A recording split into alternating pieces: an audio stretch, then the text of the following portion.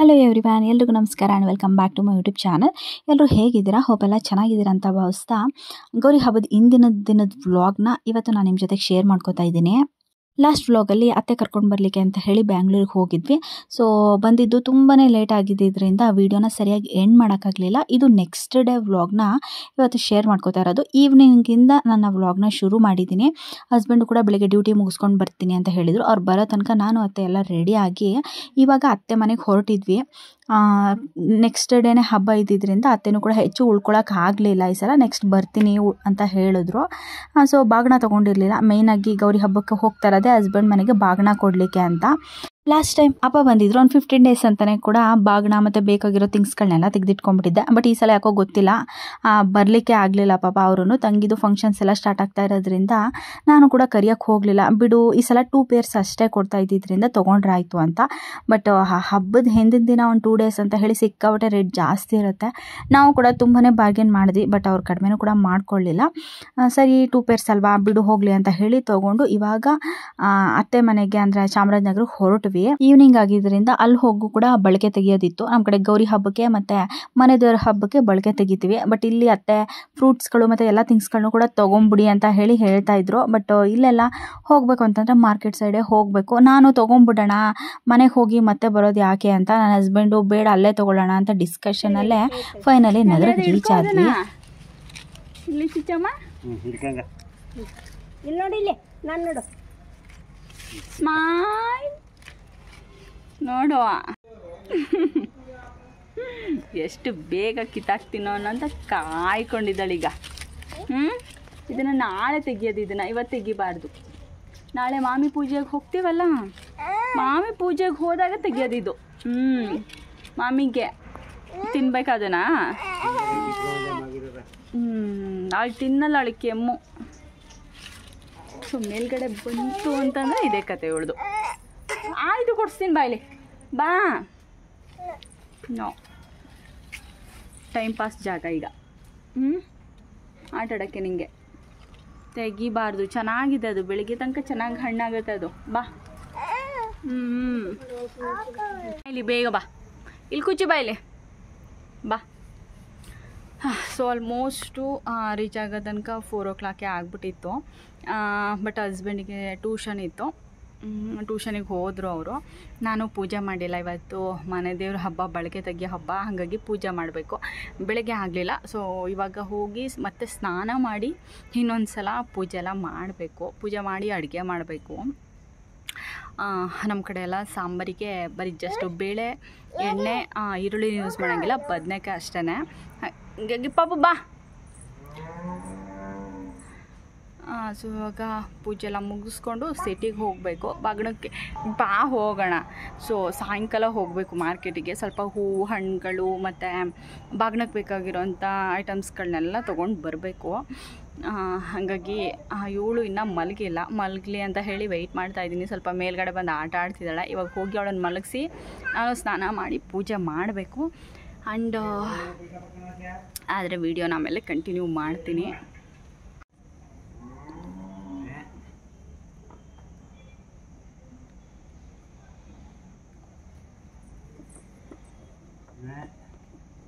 ಪ್ರತಿ ವರ್ಷವೂ ಗೌರಿ ಹಬ್ಬದ ಟೈಮಲ್ಲಿ ಎಷ್ಟು ಬಿಡುತ್ತೆ ಫಲ ಅಂತಂದರೆ, ಪ್ರತಿಯೊಂದು ಗರಿಲೂ ಕೂಡ ಏನಿಲ್ಲ ಅಂತಂದರೂ ಒಂದು 10ರಿಂದ 20 ಕಾಯಿಗಳಷ್ಟು ಬಿಟ್ಟಿರುತ್ತೆ. ಮತ್ತು ಟೇಸ್ಟ್ ಮಾತ್ರ ಸಿಕ್ಕಾಪಟ್ಟೆ ಚೆನ್ನಾಗಿರುತ್ತೆ. ನಂಗೆ ನೋಡ್ತಾ ಇದ್ರೆ ಏನೋ ಒಂಥರ ಖುಷಿ ಅಂತ ಅನಿಸ್ತಾ ಇತ್ತು.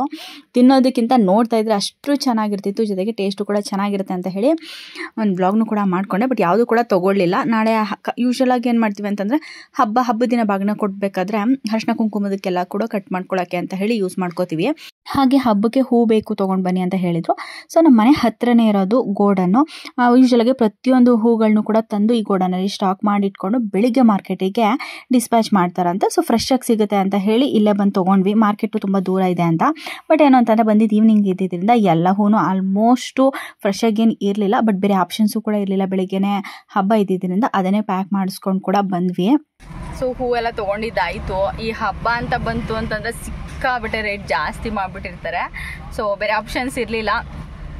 ಹಾಗಾಗಿ ಹೂವನ್ನು ತೊಗೊಂಡ್ಬಿಡೋಣ ಅಂತ ಹೇಳಿ ಬಂದ್ವಿ. ಹಾಗೆ ಸಿಕ್ಕಾಬಿಟ್ಟೆ ಹೊಟ್ಟೆ ಹಸ್ವಾಗ್ತಾಯಿತ್ತು. ಇಲ್ಲೇನು ಅಂತಂದರೆ ನಾನು ಸ್ನಾನ ಮಾಡಿ ಹೊಸ ನೀರು ತೊಗೊಂಡು ಬಂದು ಪೂಜೆ ಎಲ್ಲ ಮಾಡಿ ಆ ನೀರಿಂದ ಅಡುಗೆ ಮಾಡೋ ತನಕ ತುಂಬ ಲೇಟ್ ಆಗಿಬಿಡುತ್ತೆ. ಸೊ ಬರೋದು ಬಂದಿದ್ದೆ, ಸ್ವಲ್ಪ ಏನಾದರೂ ತಿನ್ಕೊಂಡು ಹೋಗೋಣ. ಪಾಪುಗೆ ಸ್ವಲ್ಪ ಹುಷಾರಿಲ್ಲ, ಹಾಗಾಗಿ ಅವಳಿಗೂ ಅಲ್ಲಿ ತನಕ ವೆಯ್ಟ್ ಮಾಡೋಕ್ಕಾಗಲ್ಲ. ಸ್ವಲ್ಪ ಇಡ್ಲಿ ಪಾರ್ಸಲ್ ಮಾಡಿಸ್ಕೊಬೇಕಿತ್ತು, ಇಡ್ಲಿ ತೊಗೊಂಡು ಹೋಗೋಣ ಅಂತ ಹೇಳಿ ಬಂದೆ. ಹಾಗೆ ನಾನು ಏನಾದ್ರೂ ಸ್ವಲ್ಪ ಸ್ನ್ಯಾಕ್ಸ್ ತಿನ್ಕೊಂಡು ಹೋಗೋಣ ಅಂತ ಹೇಳಿ ಸಿಟಿಗೆ ಬಂದ್ವಿ. ತೆಗಿಬೇಡ ಅಪ್ಪ ಬೈಯುತ್ತೆ. ಸೊ ಇವಾಗ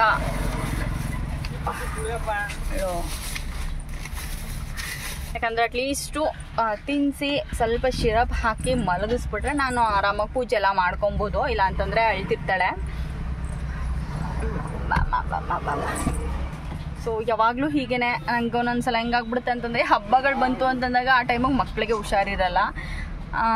ಲಾಸ್ಟ್ ಇಯರು ಹಂಗೆ ಆಗಿತ್ತು, ಮಗನಿಗೆ ಹುಷಾರಿರಲಿಲ್ಲ. ಈ ಸಲ ಇವಳಿಗೆ ಸ್ವಲ್ಪ ಫೀವರ್ ಇದೆಯೋ ಇಲ್ವೋ ಅನ್ನೋದು ಗೊತ್ತಾಗ್ತಿಲ್ಲ, ಬಟ್ ತುಂಬ ಡಲ್ ಆಗಿಬಿಟ್ಟಿದ್ದಾಳೆ. ಹಾಗಾಗಿ ಸ್ವಲ್ಪ ಪ್ಯಾರಾಸೆಟಮಾಲ್ ಹಾಕ್ಬಿಡೋಣ ಅಂತ ಹೇಳಿ ನಾವು ತೊಗೊಂಡೋಗೋಣ, ಅವಳಿಗೆ ತಿನ್ನಿಸ್ಬಿಟ್ಟು ಹಾಕೋಣ ಅಂತ ಹೇಳಿ ಬಂದಿದ್ದೀವಿ. ಆ್ಯಂಡ್ ಪಾಪ ಇಲ್ಲಿ ಹಾಯ್ ಮಾಡು.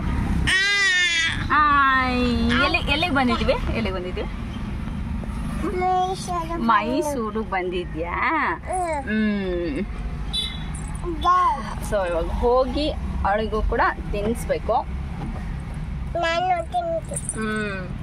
ನಾನು ತಿಂತಿ. ಏನು ತಿಂತೀಯ ನೀನು? ಗೋಬಿ ಬೇಕಾ? ನೀನು ಇಡ್ಲಿ ತಿನ್ನೋದು, ಅಮ್ಮ ಗೋಬಿ. ಅಮ್ಮಂಗೆ ದೋಸೆ, ನಿಂಗೆ ಗೋಬಿನಾ? ಆಯ್ತು. ಎಲ್ಲದನ್ನು ಕೂಡ ತೊಗೊಂಡು ಮನೆಗೆ ರೀಚ್ ಆಗೋ ತನಕ ಚಿಕ್ಕತ್ತೆ ರಂಗೋಲಿ ಹಾಕಿದ್ರು, ತುಂಬಾ ಚೆನ್ನಾಗಿ ಹಾಕಿದ್ರು. ಯಾಕಂದರೆ ನನಗಂತೂ ರಂಗೋಲಿ ಹಾಕೋಕ್ಕೆ ಬರಲ್ಲ. ಹಾಗೆ ಇರಲಿ ಅಂತ ಹೇಳಿ ಒಂದು ಕ್ಲಿಪ್ಪಿಂಗ್ ತೊಗೊಂಡೆ.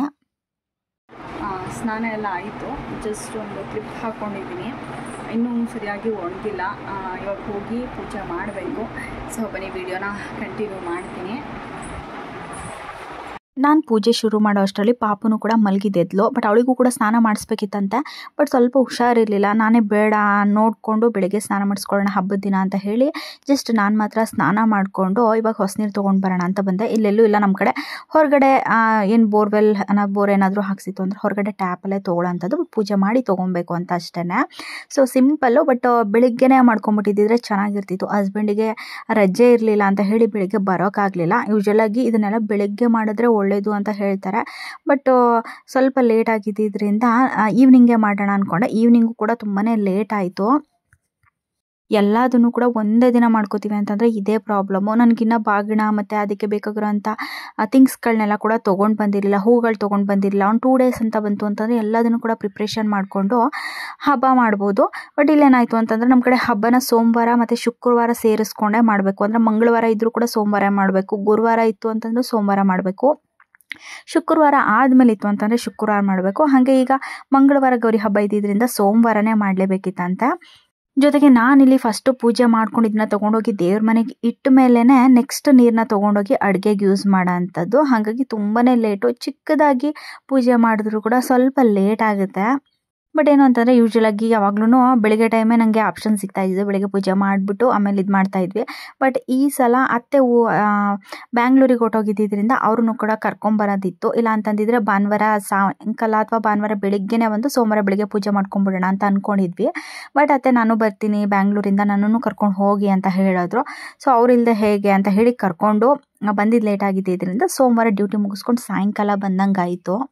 ಈಗ 2 ಬಿಂದಿಗೆಗಳನ್ನ ತೊಗೊಂಡು ಬಂದು ದೇವ್ರ ಮನೆಗೆ ಇಟ್ಟು ಗೋಡೆ ಮೇಲೆ ಓಂ ಶ್ರೀ ಅಂತ ಬರೀತು ಅಂತಂದರೆ ಹೊಸ ನೀರು ತೊಗೊಂಡು ಬಂದಿರೋಂಥ ಪ್ರೊಸೆಸ್ಸು ಕಂಪ್ಲೀಟ್ ಆದಂಗೆ. ಸೊ ನೆಕ್ಸ್ಟು ಮಾಮೂಲಿ ನಾವು ರೆಗ್ಯುಲರಾಗಿ ಹೇಗೆ ಪೂಜೆ ಮಾಡ್ತೀವಿ ಹಾಗೆ ಮಾಡೋ ಅಂಥದ್ದು. ಸೊ ಇದೆಲ್ಲ ಆದಮೇಲೆ ಅಡುಗೆಗೆ ಅಂತ ಹೇಳಿ ಜಸ್ಟ್ ಬೇಳೆ, ಬದನೆಕಾಯಿ, ಎಣ್ಣೆ 3ನೇ ಹಾಕಿ ಉಪ್ಪು, ಖಾರದ ಪುಡಿ ಇಷ್ಟೇ ಹಾಕಿ ಸಾಂಬಾರು ಮಾಡಬೇಕು. ಇದಕ್ಕೆ ಯಾವುದೇ ರೀತಿ ಒಗ್ಗರಣೆ ಕೊಡೋಂಗಿಲ್ಲ. ಜೊತೆಗೆ ಪಾಯಸ, ಅನ್ನ ಮತ್ತು ಚಟ್ನಿ ಮಾಡೋಂಥದ್ದು. ಚಟ್ನಿ ಕೆಲವೊಂದು ಕಡೆ ಇರೋದಿಲ್ಲ, ನಾನು ನಮ್ಮ ಕಡೆ ಇರಲ್ಲ, ಬಟ್ ಹಸ್ಬೆಂಡ್ ಕಡೆ ಮಾಡ್ತಾರಂತೆ. So chutney compulsory. ಇದೆಲ್ಲ ತೊಗೊಂಡು ಬಂದು ನೈವೇದ್ಯ ಮಾಡ್ತು ಅಂತಂದರೆ ಬಳಕೆ ಕಂಪ್ಲೀಟ್ ಆದಂಗೆ.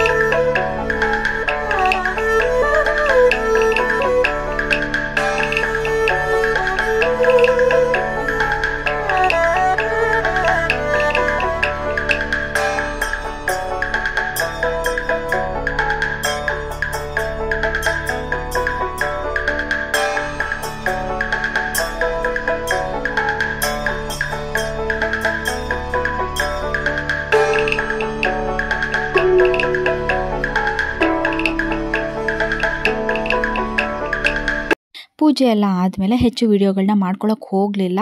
ಯಾಕಂದರೆ ಬೆಳಗ್ಗೆಯಿಂದನೂ ಕೂಡ ನಾನು ಫೋನಲ್ಲೇ ಬ್ಯುಸಿ ಇದ್ದೆ, ವೀಡಿಯೋ ಮಾಡ್ಕೊಳ್ಳೋಣ, ಫೋಟೋ ತೊಗೊಳ್ಳೋಣ ಅಂತ ಹೇಳಿ. ಹಾಗಾಗಿ ಹೋಗೋದೆ ಸ್ವಲ್ಪ ಕಡಿಮೆ. ಇವಾಗ ಅತ್ತೆ ಮನೆಗೆ ಮಗನ ಸ್ಕೂಲಿಗೆ ಕಳಿಸ್ತಾ ಇದ್ದಿದ್ದರಿಂದ ಸೊ ಅಲ್ಲೂ ಕೂಡ ಸ್ವಲ್ಪ ಟೈಮ್ ಸ್ಪೆಂಡ್ ಮಾಡೋಣ ಅಂತ ಹೇಳಿ ಆ ವಿಡಿಯೋನ ಇಲ್ಲಿಗೆ ಸ್ಟಾಪ್ ಮಾಡಿದೆ. ಆ್ಯಂಡ್ ಇವತ್ತಿನ ವ್ಲಾಗ್ ಇದಾಗಿತ್ತು. ಐ ಹೋಪ್ ಇವತ್ತಿನ ವಿಡಿಯೋ ಎಲ್ಲ ನಿಮ್ಗೆಲ್ರಿಗೂ ಇಷ್ಟ ಆಗಿದೆ ಅಂದ್ಕೊಂಡಿದ್ದೀನಿ. ಇಷ್ಟ ಲೈಕ್ ಮಾಡಿ, ಶೇರ್ ಮಾಡಿ, ಹೊಸದಾಗಿ ನೋಡ್ತಾ ಇರೋ ಚಾನಲ್ನ ಸಬ್ಸ್ಕ್ರೈಬ್ ಮಾಡ್ಕೊಂಡು ನೋಡಿ. ನೆಕ್ಸ್ಟು ಆದಷ್ಟು ಬೇಗ ನಾನು ಗೌರಿ ಹಬ್ಬದ ವ್ಲಾಗ್ನ ಅಪ್ಲೋಡ್ ಮಾಡ್ತೀನಿ. ಹೀಗೆ ನೋಡ್ತಾ ಇರಿ, ಸಪೋರ್ಟ್ ಮಾಡ್ತಾ ಇರಿ. Thanks for watching.